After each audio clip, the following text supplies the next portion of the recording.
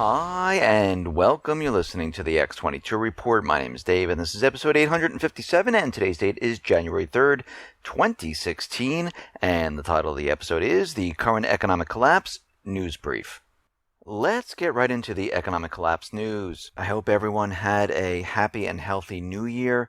This is the first X22 report of 2016, and we have been looking at the economy. We've been diving deep into the economic indicators, and we looked at trucking in the last report about how the trucking has been declining, and we're starting to realize that retail is declining, manufacturing is declining, the delivery operations, they are declining. And when we look at rail traffic, we see that the Association of American Railway, they post a free report on rail volumes, where they're transporting all different types of things across North America. And this will give us some clues in how the economy is actually doing in real time. And the latest report will basically give us some insight on the 2015 economy. And when we look at the rail traffic, we see in the year of 2015, we've gone negative. Now, if we go back to 2006 moving forward, we see rail traffic was in the negative range starting back in 2006, the end of 2006, going through 2007, going really negative in 2008 and 9. Then it pumped back up as soon as the Fed started to create free money, which was quantitative easing. And this has been an up and down type of scenario all throughout 2009 all the way up to 2014. But in the year of 2015, we are starting to see the same signs that we saw back in 2007, where we're seeing many, many months in a row with negative rail traffic. And if we look at forest products, which includes lumber, which is a major component of house construction in the U.S., we see that lumber deliveries have completely fallen off the charts, and they're declining, which tells us that the housing sector is declining. Now, they can manipulate the numbers any way they want. They can manipulate everything however they want.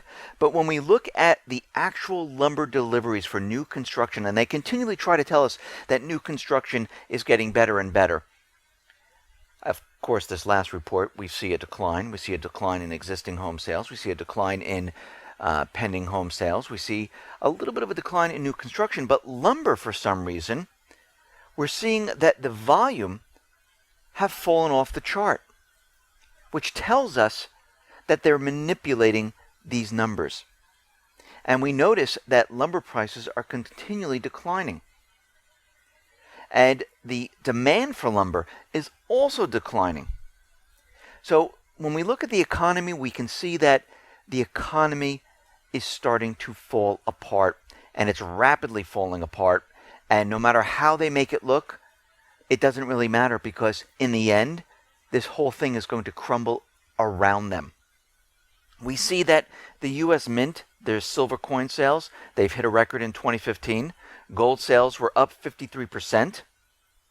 And people are getting very nervous. They realize the economy is not doing well, and they're purchasing precious metals. No matter how the precious metals are continually suppressed, people realize that is the real money. The paper currency is absolutely meaningless, because when it comes down to it, you need the gold, you need the silver.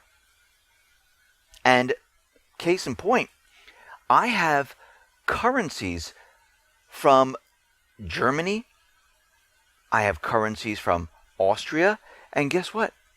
They're completely worthless. I also have silver coins from that time period, and those are still worth something. And that shows you that the silver and the gold, they retain their value. We see that J.P. Morgan Chase, they're saying now that there's a possibility that the U.S. economy is going to slow down over the course of the next few years. And what they're saying is that the U.S. economy is going to slow down over the course of the next few years, and their probability has surged by 75%. What they're trying to do is they're trying to prime the American people to let everyone know that this year the economy is going to start to fall apart. The IMF is also predicting a slowing economy, which tells you whatever they're saying is going to be about 10 to 20 times worse.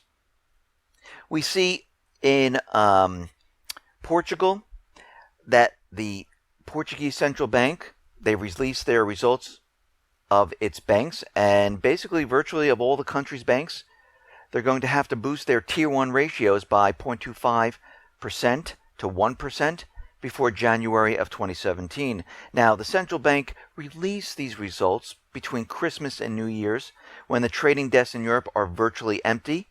And what's very odd about this data that they released is that they released the data with percentages and not the absolute capital needed, which is very suspicious in itself. And we know that all these ECB stress tests and the Fed stress tests on the banks, we know that all of this is a complete sham. We know these banks are completely ripe to completely fail, because we know that they're pushing the bail-in documents. We know they go into effect January 1st of 2016. We know that Europe is pushing other nations to get these banks on the bail-in documents. We know that the UK, the United States, Canada, and many other countries all have the bail-in documents ready to go. Because we know, in the end, basically they're going to go inside to the banks and take the people's money to save the banks. Now, Obama is moving his gun control efforts fast forward ahead this year. He says this is his main goal, and basically he is going to direct administration officials to explore any steps he could take on guns without lawmakers' help. And basically what he's going to do, he's going to sit down with Miss Lynch. They're going to discuss their options. They're going to draft executive orders. And remember, the executive orders pertain to the executive branch and those agencies that report to the executive branch. And the executive actions that he creates do not affect the American people. The American people do not have to abide by this. But of course, he's trying to convince everyone that once he does this, this is law. These are not laws whatsoever. But one executive action that will almost certainly be unveiled is the tightening of rules for firearm sellers by requiring more of them to be licensed as a result to conduct background checks on buyers. And many gun right groups already have signaled opposition to new rules for private sellers and an expansion of background checks, and they have questioned whether Mr. Obama has legal authority to act unilaterally in this type of decision. The National Rifle Association is out there saying, listen, from all the research on the high-profile mass shootings, they said that most of the firearms were not bought by private sellers. They were stolen from someone else. So all these executive actions, and we've proven before that if they had all these executive actions and all these laws on the books, would it have stopped any of these false flag events? No, it wouldn't have. And if these were real, it wouldn't have stopped it, but we know they were false flag events. And we can see it right now. The only reason they're doing this is to affect the everyday person, not the criminals. The criminals go to the black market. The criminals don't get fingerprinted. They don't wait the 5 days. It's almost like a drug dealer and someone who's looking to get drugs. Where do they go to get them? Right. They're going to the black market. They're going to a place where the government has no reach. The only reach is on the everyday person. Prohibition. The everyday person could not get alcohol. If you went to the black market, or politicians, they had the alcohol. So all of this is meant to keep the weapons out of the hands of the everyday person. Now in Texas, we see that adults with proper permits no longer need to hide the handguns they carry in their shoulder or belt holsters. And this is under the new open carry law. making guns more visible. And they're saying that by doing this, it will deter mass shootings. Now, of course, not everyone is happy about this, but I can see their point. If you see everyone wearing a weapon, a mass shooter is going to think twice before going into a theater, into a store, shooting up the place, because in about 2.5 seconds, they will end up dead. Now, out in Oregon, we see Nevada rancher Cliven Bundy and his 3 sons and about 150 militiamen. They've occupied the National Wildlife Refuge headquarters to protest the pending imprisonment of 2 Oregon ranchers accused of arson. And basically, they're arguing the federal government has no authority in local cases. And basically what they did is that ranchers use fire in eastern Oregon to burn different species that are giving them problems around the area. And sometimes it gets out of hand, and sometimes the fires, they spread. And it looks like this is what happened. So basically, did they really commit arson? I don't know. But under this law back in 1996, they're trying to punish them under domestic terrorists. And this is how they're trying to spin the entire thing. So basically, they're protesting Cliven Bundy and his sons in front of the headquarters.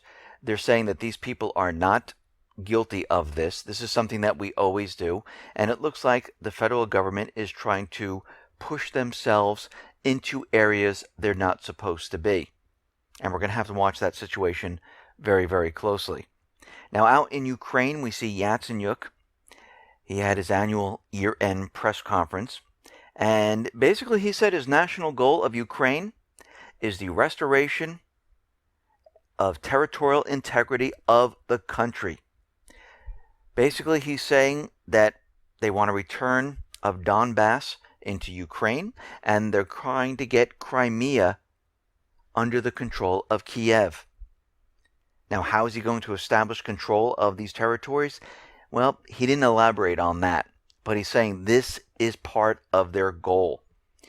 Now, we understand the USS Harry S. Truman was very close to the missile drill that Iran was holding. And of course, the United States came out saying, oh my God, look at this, we're going to have to impose sanctions. Well, it looks like the Obama administration backed off a little bit right now. And we knew this was a complete setup. We knew they moved the USS Harry S. Truman right into this location. And Iran was giving warnings about this test. They were testing their ballistic missiles. These missiles do not have the capability of carrying a nuclear weapon. They were completely in the guidelines of the nuclear deal. But of course, this is the new narrative of the United States. And I mentioned this in the last report, where it looks like they're going for the prize, Iran. And it's starting to shape up this way. We see that Saudi Arabia right now has just staged a large mass execution in 25 years. They've just killed many people. Among them were the 4 Shiites accused of shooting police in an anti-government protest which broke out during the Arab Spring. But one of them was the prominent cleric al-Nimr.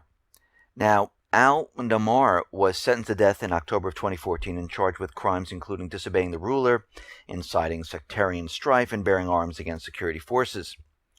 And in Tehran, it looks like riots broke out there.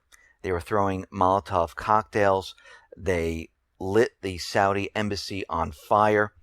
And it's starting to look like this is the new narrative for the United States, because as we know, Saudi Arabia takes its orders from the United States. And police in Iran were using water cannons on the protesters, and they were trying to calm everyone down.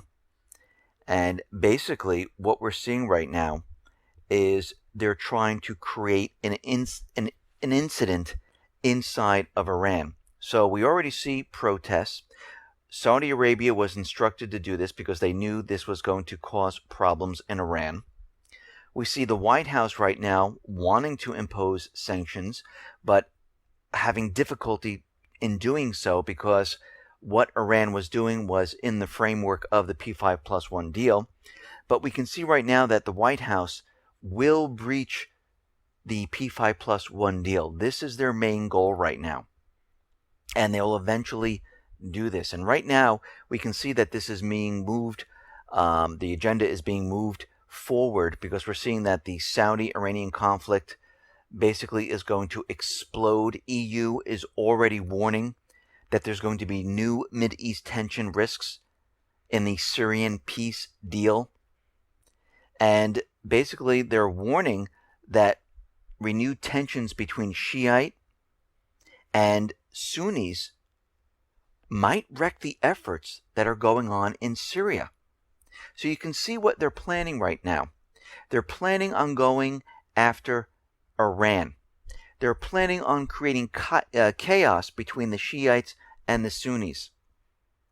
All of this is being done right now to create war in this area because they know it will be completely impossible to fight Russia in Syria. And the next step at this point is try to go after Iran, the prize deal, and then maybe later go after Syria.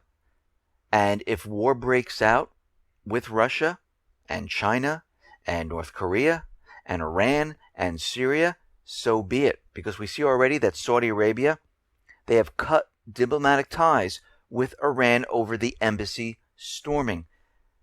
Now, I wouldn't be surprised inside Iran if the little riot that was going on in there was kind of ginned up by agent provocateurs trying to push the agenda forward. We see already that Saudi Arabia has said the ceasefire in Yemen, it is now ended. Of course, the bombing really didn't stop. They continue with the bombing, but they're just announcing that there is no more ceasefire and the war is back on. We understand that Baghdadi gave a huge warning to the United States, Europe, UK, and Israel.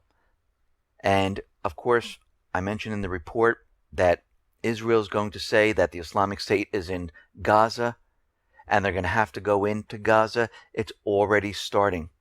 They attacked 4 military locations in Gaza because they are saying that the Islamic State inside of Gaza fired bottle rockets into the desert, and this is why they retaliated.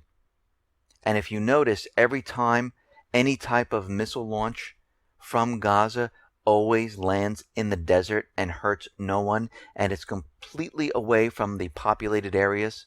So you know this is a false flag, and they're doing exactly what we thought they were going to do. They're using the Islamic State to justify why they're going back into Gaza. We see that Ramadi is going to be in Iraq, is going to be fully liberated, according to the army officials in Iraq, in 4 to 5 days.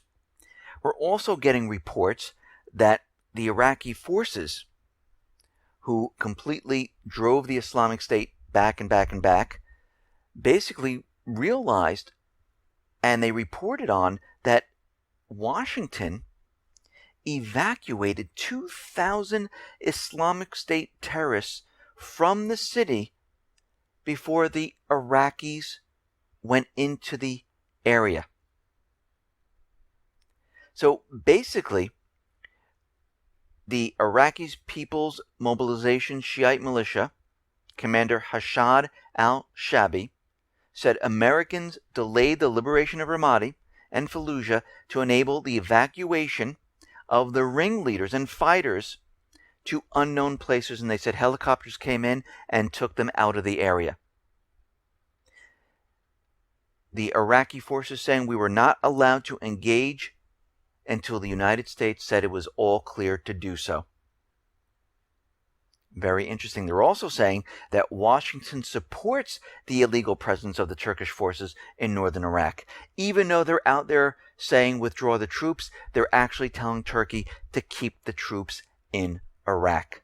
Now, Iraq is saying we do not want these troops here. We are a sovereign country. And it looks like the United States wants an incident to occur in this area. We see now that Russia's Varyag guided missile cruiser has passed the Suez Canal and it has now entered the Mediterranean Sea as part of its mission.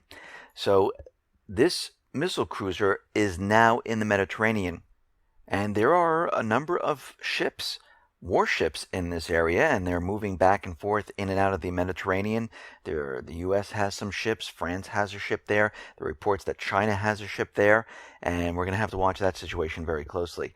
We see there's a captured Islamic State militant, and he is being interrogated, and he's saying, yes, Turkey is completely involved in illegal oil smuggling.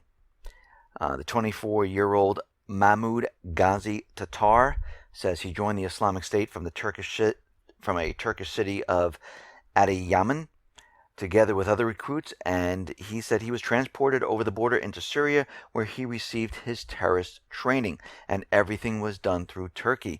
During his training there, he said, yes, we were told that Turkey steals the oil from Syria and Iraq. It is brought into Turkey, and it is used to pay for their entire operation. We see the FBI is claiming that they stopped a New Year's Eve ISIS attack, and of course, we know that this is a patsy. It's Emmanuel Luchman, and basically, this man thought he was in touch with the Islamic State, but of course he was in touch with the FBI.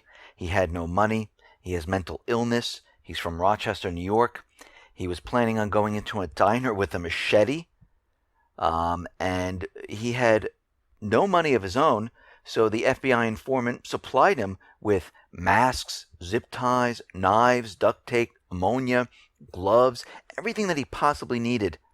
And his grandmother is saying that he is easily persuadable, he has mental illness, and he's a very simple person. And we notice that the FBI does this a lot. They set up mentally ill patsies, and then they announce that they've caught a terrorist. And if you follow these cases, most of these people are never even convicted because it's entrapment. They have no real evidence, and then they're let go later on. We see the Islamic State is out there, and they're saying that they have thousands of sleeper cells all over the globe, ready to destabilize the West, Europe, UK at a moment's notice. And we know as we get closer and closer to the collapse of the economy, we realize that the governments of these countries will push a false flag event. We know they've been planning this. We know that they're ready to do this. And with the announcement, they have sleeper cells all over the world. We can see their plan will be going live very soon. And we can see this is going to be a multifaceted plan where we're going to see chemical weapons. We're going to see biological weapons. Most likely we will see a cyber attack. We will see dirty nukes. This will happen in multiple places to scare the masses into doing things they normally wouldn't do. And we can see by the new narrative of what the United States is doing out in the Middle East, with the economy accelerating and collapsing, they are running out of time. They want this controlled. They don't want this blamed on them. And they will push the next event as hard as they possibly can to convince everyone we need to go to war. Listen, everyone, thanks a lot for listening. Be well, be safe, and especially be prepared. Thanks a lot.